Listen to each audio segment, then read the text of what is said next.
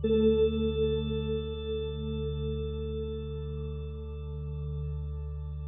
the earliest stage I can remember, I was having dreams of flying cylinders in my backyard at the house I grew up in. And these cylinders did not have wings, and they would sort of flutter in the air. Interestingly enough, I also had many meetings with an old man who seemed to be connected to these flying cylinders. The old man had gray hair and a gray beard. He had a robe. He wore sandals. This man had such a connection to me that I actually would cry when I woke up from these dreams.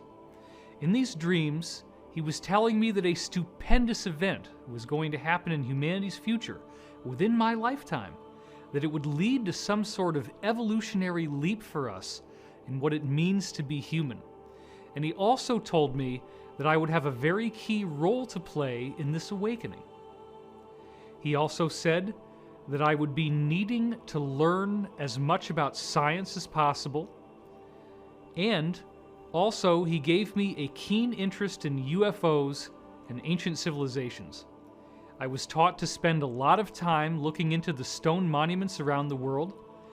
He told me that was very important. He also wanted me to understand what these craft were that this phenomena was emanating from. A very powerful event happened when I was 5 years old, where I woke up in the middle of the night and I was floating over my own body. My body was alive. I was floating over myself in bed and I could see myself sleeping. But interestingly enough, my astral form, or ghost body, as I thought of it at the time, had the same pajamas on that I was wearing in the bed. So I'm literally looking down at myself, seeing myself sleep, and I then floated down the hallway, feet first. I felt as if there were voices talking.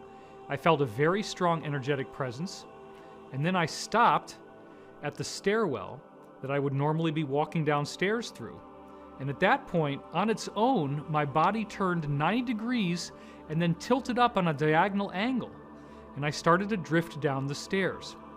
As I then surged with fear, thinking, oh my God, I'm dying, the experience suddenly terminated and I was not able to go any farther. However, I've come to believe that most likely I did have more experience after that moment in the stairwell, but that I was spliced back into my body without the memory being retained consciously. As I grew older, this out-of-body experience compelled me to try to get another chance. So for 2 years after this happened, every night I prayed to get another chance to fly out of my body and meet the old man in person, quote-unquote, instead of in a dream. After 2 years, I broke down and told my mother what happened, and she was progressive enough to tell me that what had happened to me was one of a series of things called extrasensory perception, or ESP. So literally, I'm a 7-year-old kid, and I went underneath the stairwell in the basement of my house, and there was a whole row of paperback books, one of which said ESP in big capital letters. The title was How to Make ESP Work For You by Harold Sherman. I started reading the book.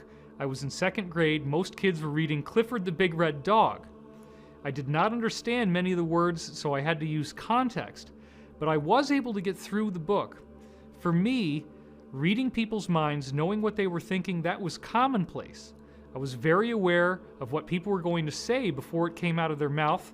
I was very attentive to the eyes, the body language, the ambiance and the nuance of a particular environment I was in.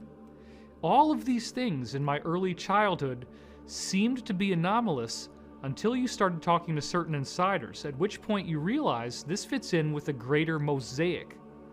And it suggests that, like many others on Earth, I'm not suggesting that I'm unique here, there was extensive extraterrestrial contact that still to this day I have not been able to recover the memories from. Everyone in the UFO community is faced with a seemingly outrageous challenge to try to make sense out of the enormity of material that there is to study.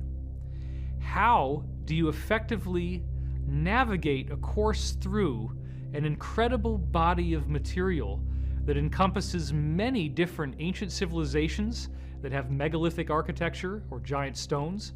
How do you bring in the element of secret societies and the occult ceremonies that are taking place within these societies, What is the relationship between those secret societies and the governance of our modern world at the elite level? Is there a deep state? Is there some sort of supranational cult that is actually controlling the world? And then, how does this knowledge gel with the concept of a spontaneous quantum leap in human evolution that could be coming our way? A good starting point for this esoteric investigation is to rethink everything that we thought we knew about history.